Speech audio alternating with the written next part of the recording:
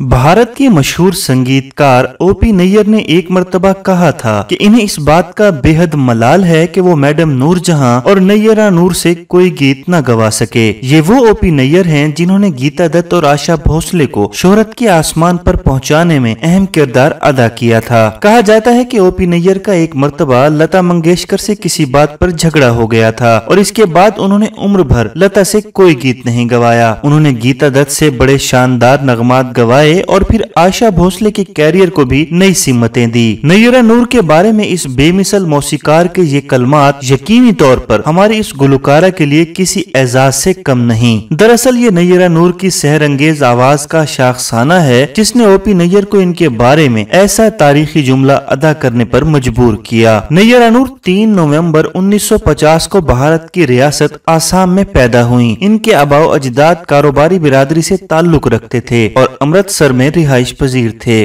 बाद अज़ा वो आसाम में आबाद हो गए। नैयरा नूर बचपन में किनान देवी और कामिया के भजन सुनती थी और उनसे बड़ी मुतासिर थी। इसके अलावा वो बेगम अख्तर की गजलों और ठुमरियों से भी बड़ी मुतासिर थी। दिलचस्प बात यह है कि नैयरा नूर ने मौसीकी की कोई बाकायदा तरबियत हासिल नहीं की। इन्हें इस्लामिया कॉलेज में प्रोफेसर इसरार ने दरियाफ्त किया। वो अपनी सहेलियों और असातिज़ा को गाना सुना रही थी जब प्रोफेसर इसरार ने इन्हें सुना। ये 1968 की बात है। इसके फौरन बाद इन्हें रेडियो पाकिस्तान के प्रोग्राम्स में गाने के लिए कहा गया। 1971 में नैयरा नूर ने पीटीवी के लिए गाना शुरू किया। 1973 इनके लिए कामयाबी और शोहरत का पैगाम लेकर आया जब उन्होंने फिल्म घराना में कलीम उस्मानी का लिखा हुआ ये गीत गाया, तेरा साया जहां भी हो सजना पलकें बिछा दूं। ये गीत बहुत मकबूल हुआ। फिर उन्होंने फिल्म तानसेन के लिए गाया। उन्होंने गालिब और फैज की गजलें भी गाई और मेहदी हसन और अहमद रुश्दी जैसे प्लेबैक गुलकारों के साथ गाया। नैयरा नूर की फिल्मी गायकी इस वक्त शुरू हुई जब माला की शोहरत का आफताब गुरूब हो रहा था और रूना लैला की गायकी का जादू सर चढ़कर बोल रहा था। नैयरा नूर ने बेशुमार फिल्मों के लिए गीत गाए और इनमें ज्यादातर गीत बहुत मकबूल हुए। इनकी मशहूर फिल्मों में घराना, मस्ताना,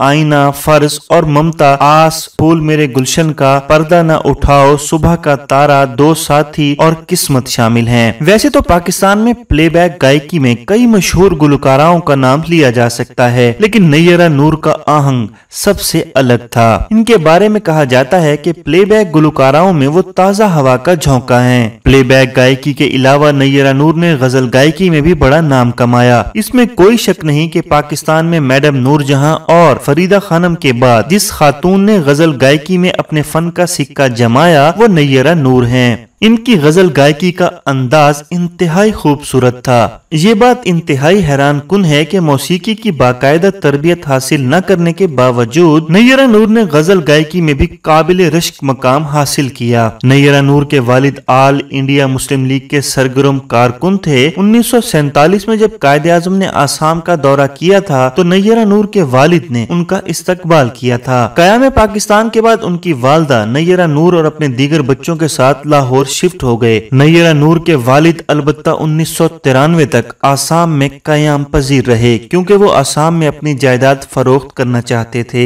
नैयरा नूर की एल्बम्स में मेरी पसंद और यादों के साए शामिल हैं। उन्होंने शहरियार जैदी से शादी की। इनके 2 बेटे हैं, जाफिर जैदी और नादे अली बरखा। नैयरा नूर के देवर शाहनवाज जैदी एक मारूफ मुसव्विर हैं और इनकी नंदें यास्मीन वास्ती और अर्जुमन शाहीन मशहूर न्यूज कास्टर्स रही हैं। नैयरा नूर कई रोज अलील रहने के बाद 21 अगस्त 2022 को इस जहाने फानी से कूच फरमा गई। इन्ना लिल्लाहि व इन्ना इलैहि राजिऊन।